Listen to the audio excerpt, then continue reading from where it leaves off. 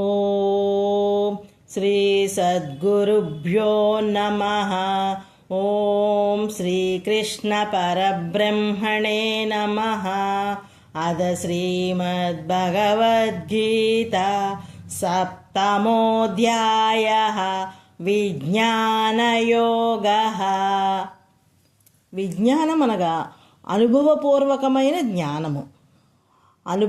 అనుభవపూర్వకమైన పరమార్థ జ్ఞానమును గూర్చి విశేషముగా చెప్పబడినది ఈ అధ్యాయము. 19వ శ్లోకం. బహూనాం జన్మనామంతే జ్ఞానవాన్ మాం ప్రపద్యతే వాసుదేవః సర్వం ఇతి సహ మహాత్మా సుదుర్లభః.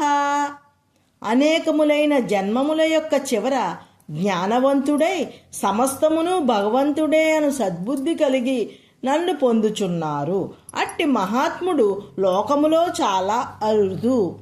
ఈ జన్మమునందే కడతేరుటకై జ్ఞానమును పొందుటకై తీవ్ర ప్రయత్నము ఆచరించవలెను. జ్ఞానప్రాప్తికి గుర్తు ఈ సర్వం కల్విదం బ్రహ్మ అను వాక్యము అనుభూతిని పొందవలెను. ఓం తత్సత్.